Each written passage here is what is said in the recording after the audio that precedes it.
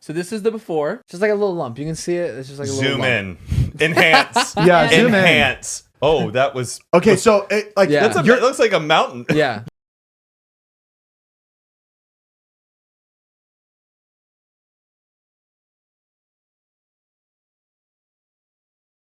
What's up, guys? Derek, moreplates.com. Today we are going to be talking about Noah Beck. Again, he is back in the news. Well, he's always in the fucking news. The guy is a trending TikToker who is one of the biggest stars on the platform, and expectedly, he gets asked to come on big podcast to talk about his nipples. So he is here on the Zane and Heath show, sorry, unfiltered in all caps, opening up about his surgery.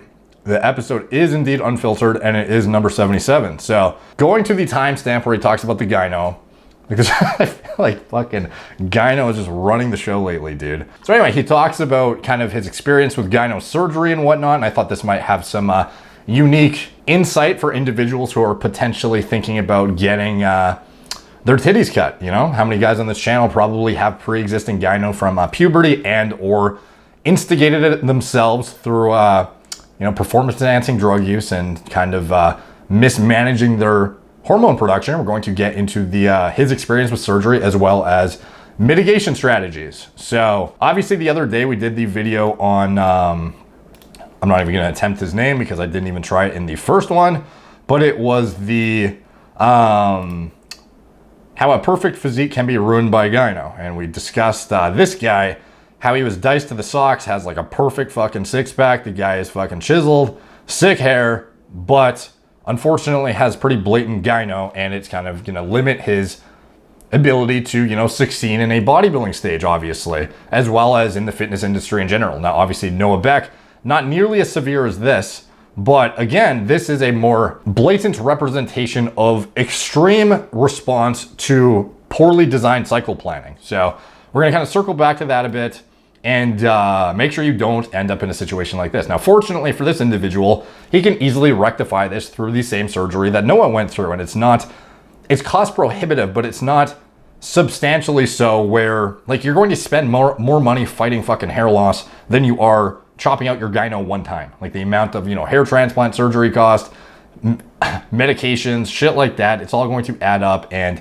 would significantly outweigh one gyno surgery in India for this guy. Now, obviously, in the Western world, the gyno surgeries are a bit more expensive apparently, but at the end of the day, this is a rectifiable situation, but don't put yourself in that situation to begin with, ideally. Now, with Noah, it's puberty induced, but exacerbated from what I presume to be SARMs usage in 2020. So we're gonna get into the gyno a little bit, finally. Like when you drive the golf cart, and the that's the best part. drinking. Yeah, drinking. Yeah. That's the The best beer part. girl. You guys want anything? I'm really good at that too. I'm good at taking Palmer's, roller dog. Mm. Nothing better though. No. I recently just had surgery, and so I can't play for like Shoulder. You had 2 more surgery? weeks. I had it on. You know what Gynecomastia is? Dude, I want to get mine removed he so wants to bad. get it. Wait. Yeah, I got it done like April 8th. How was it? It was super easy. The procedure was like an hour and a half, Okay. and yeah, I just went in.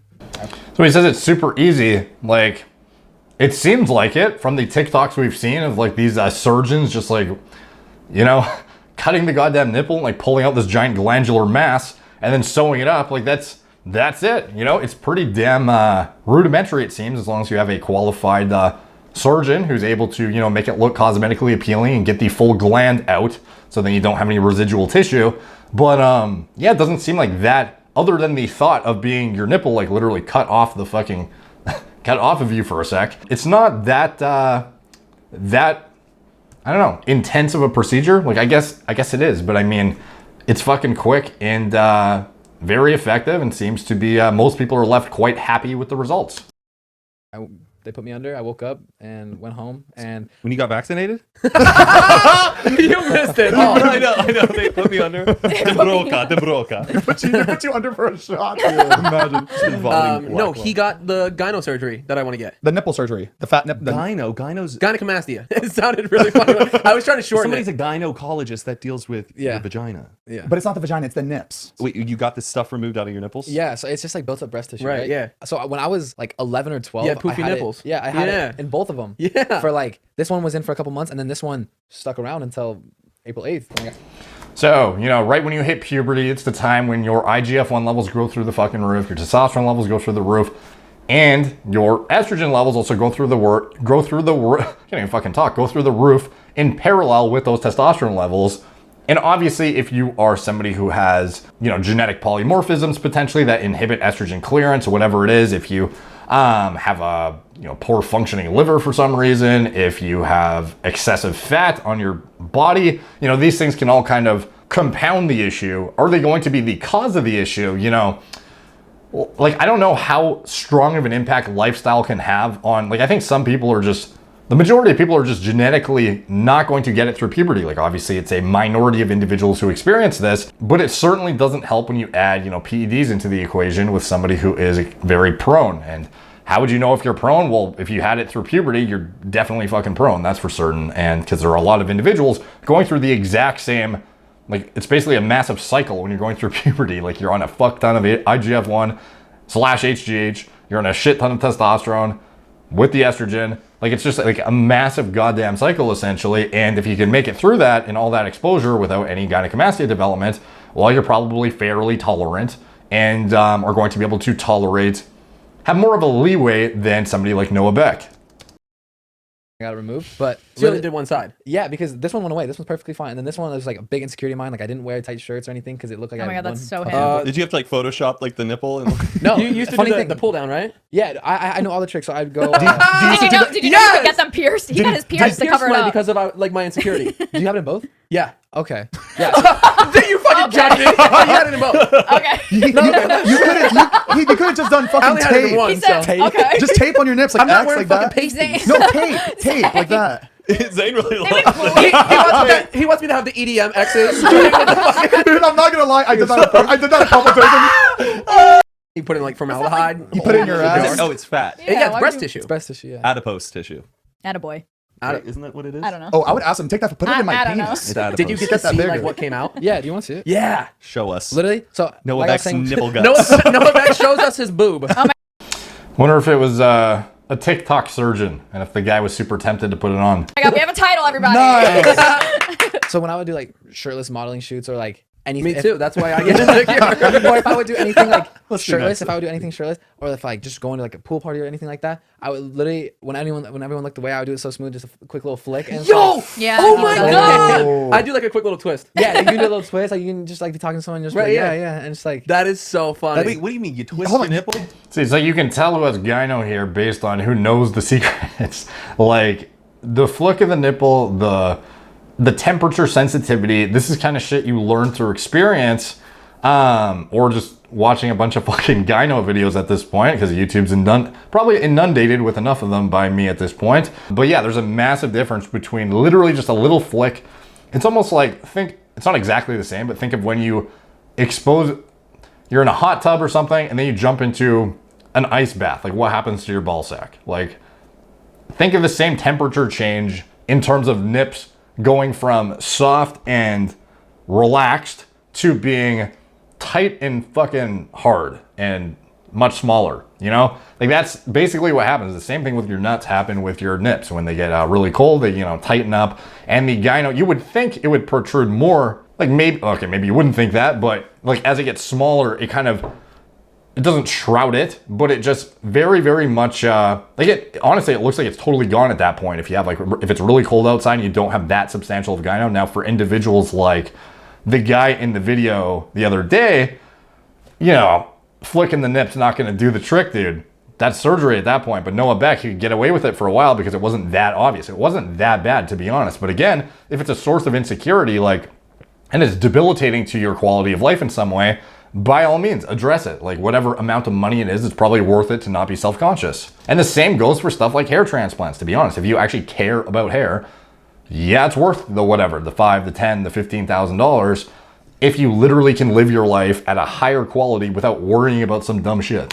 Get it hard so it's not like people that puffy. don't have it, And I swear, it's it so sounds crazy. I Thinks thought they're flicking it coney. makes it bigger. Is this Makes it cosmetic? it makes it like hard cold, and like- kind of like it's instead of being like coney and like soft. Damn, so all day you guys would just have to flick the Yeah. whole day. It kind of like snatches them. I went to like Fuck. a water park. So there's that, like, I want to see. We're seeing Noah's nips. Wow.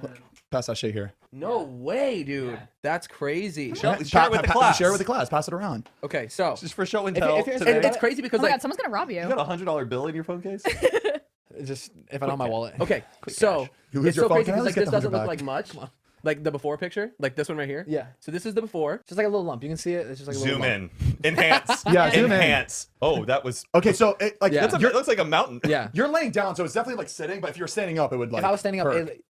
it's like it's such a weird Yeah. thing to describe. It's just like there, and it's just it just doesn't look symmetrical at all. And it's Yeah. just kind of like, Okay, so then they took it out, and then this is it taken out. Oh. They lay it on you? shit. Oh. Wow, sh- that's. Oh wow. They like. Yeah, and then they pull it Oh, out. hold on. Wait. Is that skin open right No. No, that's his no. nipple. No, This no. is the breast tissue pulled out. Oh, It I was- thought that was an open wound where they went in. Huh. no, it was just a little incision right under the nipple, and like the And you scars- can't see the scar really. Like I'm literally- Todd, I'm you still.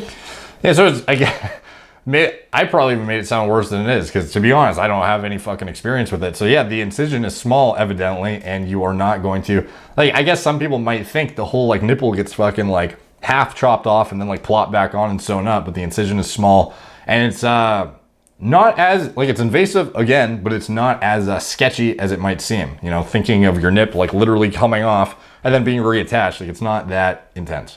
not wearing know. the bra, the Oh, compression Nice. bra. You have to No, wear. that's a holster.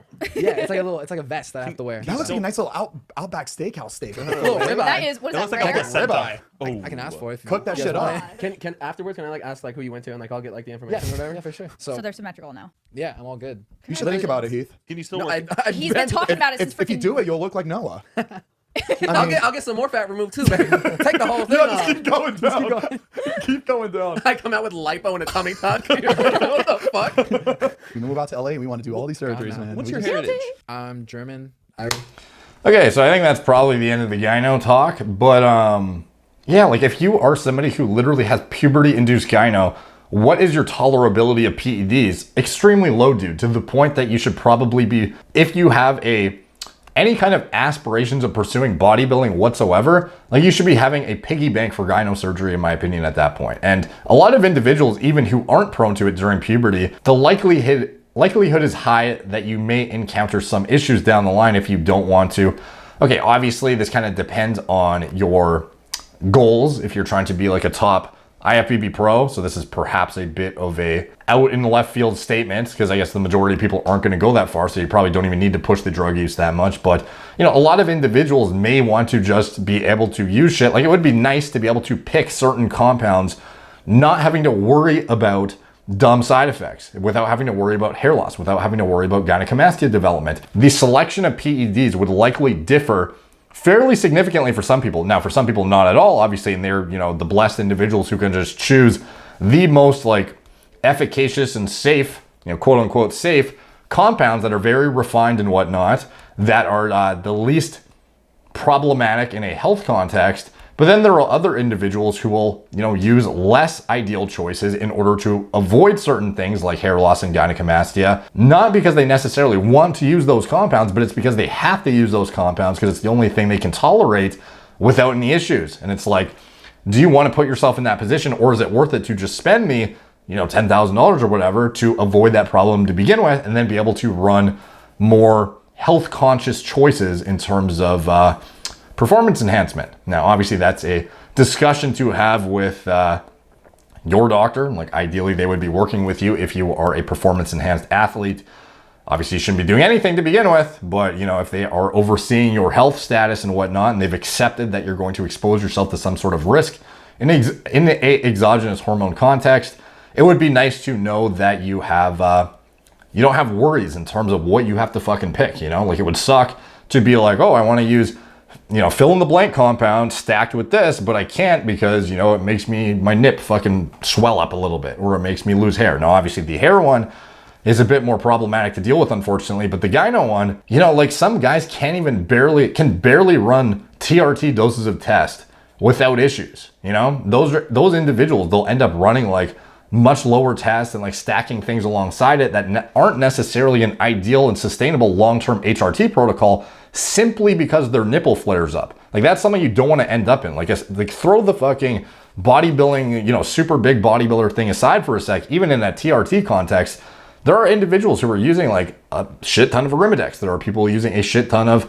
Masteron to inhibit estrogen-induced RNA transcription at the receptor site, if that's even, and compete for aromatase and do other shit in order to, or increase the androgenic burden in order to reduce the relative input of the estrogenic burden on the breast tissue development. Like shit like this, you don't necessarily want to have to worry about if you're trying to just pursue like a health conscious approach to TRT. Stuff like that is like, frankly, shit you shouldn't have to worry about. So it's definitely worth pursuing and, saving up for if it's a problem in your life, in my opinion. And good on Noah for, taking care of it and being able to bring some light in a more mainstream context to an issue that plagues a lot of young men. Now it's, a minority, obviously, but it definitely is, it's fucking there. There's a lot of people that experience it, some to greater severity than others, but nonetheless, it is a source of insecurity and definitely good to see some attention being brought to it by like a mainstream, like celebrity essentially, like who the fuck talks about this shit? Like nobody. So anyways,